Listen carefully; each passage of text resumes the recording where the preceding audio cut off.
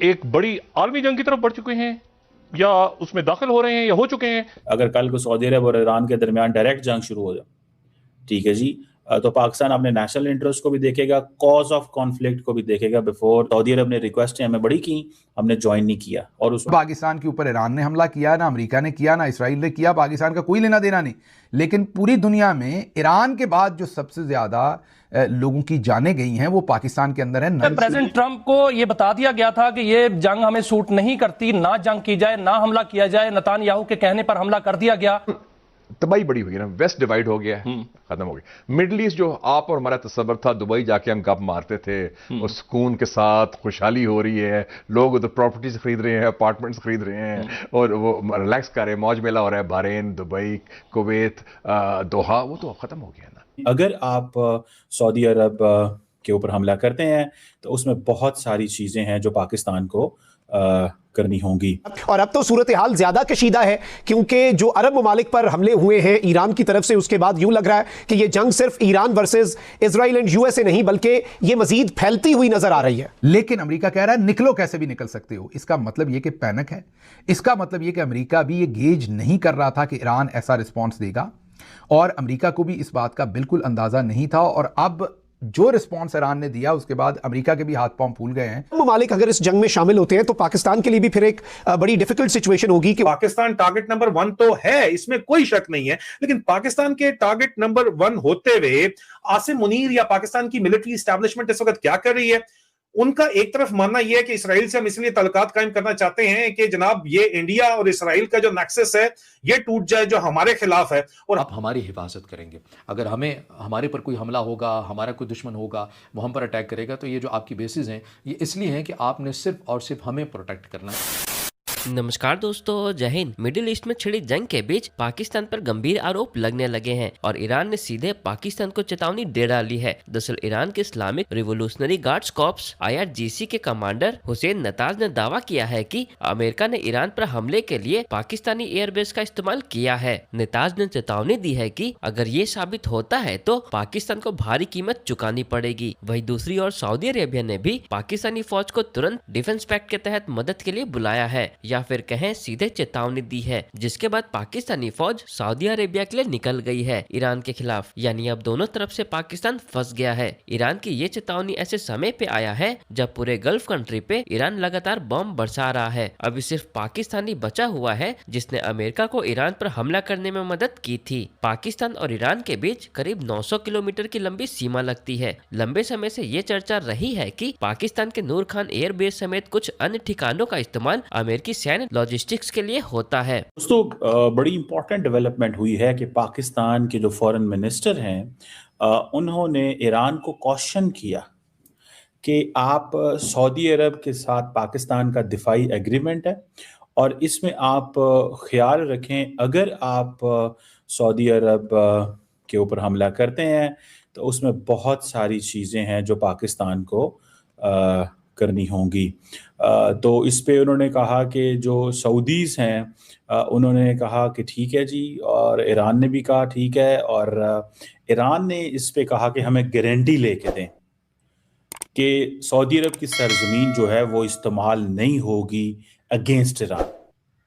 और फिर क्या हुआ कि वही हुआ कि पाकिस्तान के फॉरेन मिनिस्टर का कहना है कि सऊदी अरब ने कहा कि जी हाँ जी हमारी ज़मीन इस्तेमाल नहीं होगी, लेकिन पाकिस्तान ये भी कह रहा है कि जो ईरान है वो एक इंडिपेंडेंट सॉवरन कंट्री, हम उसको 100% तो नहीं कह उसको कन्विंस कर सकते, लेकिन सऊदी अरब की ज़मीन पे हमला नहीं होगा। और अगर ईरान ने किया तो फिर ज़हन में रखिएगा कि पाकिस्तान हैज़ लिमिटेशंस, पाकिस्तान को इसमें कहीं जंप इन करना पड़ सकता है। तो ये जैसे नेटो का वो क्लॉज 5 है, जैसे नेटो मेंबर्स का ये ऐसा ही है, और पाकिस्तान जो है वो जारी बात है अब बाउंड है कि इन केस अगर सऊदी अरब के ऊपर किसी ने हमला किया, वो इजराइल हो, वो ईरान हो, अमेरिका हो, तो we are going to join. अगर अमेरिकन भी करते हैं, साउथ कोई भी करता है, तो ये हमारी जारी बात है, अंडरस्टैंडिंग है। अब there is a joint deterrence, जैसे नेटो का आर्टिकल 5 की है लैंग्वेज है ना, कि एन एग्रेशन और attack against one country is considered an aggression and attack against the other. तो ये जॉइंट डिटरेंस है जो एस्टैब्लिश हुई है, इनहेंस किया है डिफेंस कोऑपरेशन को रीजनल स्टेबिलिटी को। मिलिट्री ट्रेनिंग हम देंगे, इंटेलिजेंस शेयरिंग करेंगे, जॉइंट एक्सरसाइजेज हैं, डिफेंस इंडस्ट्री, असल में ये को प्रोडक्शन एंड टेक्नोलॉजी ट्रांसफर है, cyber security and conventional equipment. This is what we are going to do. That's what we are doing. ये हमारे लिए बहुत ज़्यादा इम्पॉर्टेंट है। और ये अभी जो मार्च 2026 में चीज़ें जो हैं वो अभी जो मार्च से शुरू हो गया है, एक बात मैं बताता चलूँ कि पाकिस्तान ने अपने 8 डिफेंस सिस्टम जो है, ट्रूप्स और मिलिट्री पर्सनल जो है वो सऊदी अरब में डिप्लॉय किए हुए हैं ताकि डिफेंस को उनकी स्ट्रेंथन किया जा सके। ऑपरेशन लेवल पे हमारी कोऑर्डिनेशन है, हमारी अफवाज जो हैं वो बैठी हुई हैं सऊदी अरब के अंदर, और पाकिस्तान जो है वो उसने कंडेम किया एस्केलेशन इन सऊदी अरेबिया, और ख़ास तौर पे ये जो Aramco facilities and all that. So जहाँ पे Pakistan is among very few countries, remember Pakistan is among very few countries in the world which condemned the American and Israeli strike on Iran.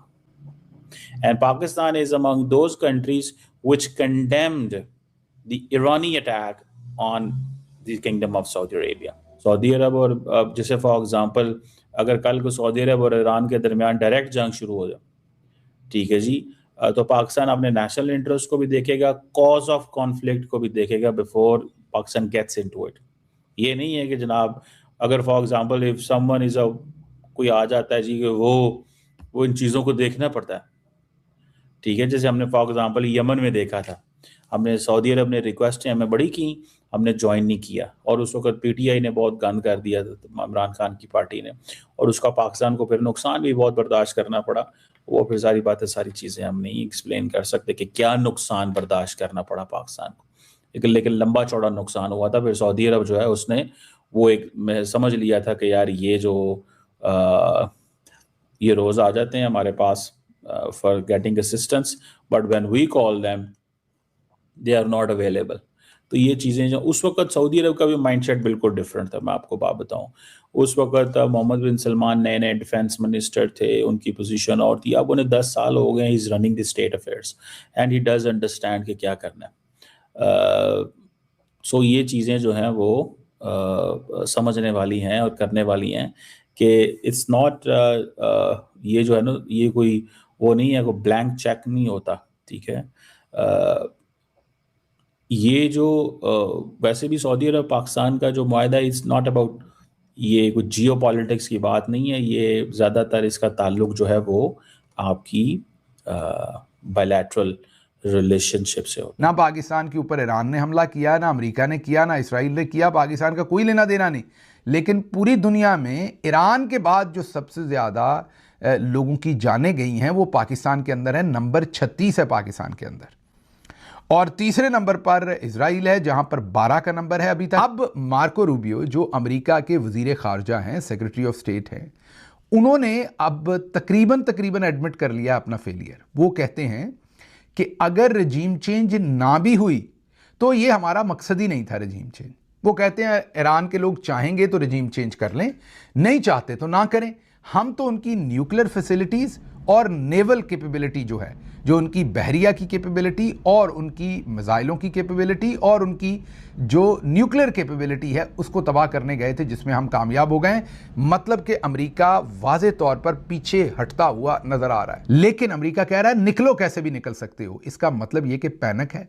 इसका मतलब ये कि अमेरिका भी ये gauge नहीं कर रहा था कि ईरान ऐसा रिस्पॉन्स देगा, और अमेरिका को भी इस बात का बिल्कुल अंदाज़ा नहीं था। और अब जो रिस्पॉन्स ईरान ने दिया उसके बाद अमेरिका के भी हाथ पांव फूल गए हैं, और वो अपने शहरियों को किसी किस्म की असिस्टेंस भी नहीं दे पा रहा, बस कह रहा है खुद ही कमर्शियल फ्लाइट्स पर निकलो क्योंकि वहाँ पर काम ख़राब हो गया। अब ईरान की अगर बात कर लें, ईरान ने अभी तक 450, जी हाँ 450 मिसाइल जो हैं वो ईरान ने दागे हैं। ज़ाहिर है नंबर आगे पीछे हो सकता है जो रिपोर्ट हो रहा है। और जो ड्रोन है वो 1140 उन्होंने जो है वो उनसे हमला किया है इजराइल पर और खलीजी ममालिक के ऊपर।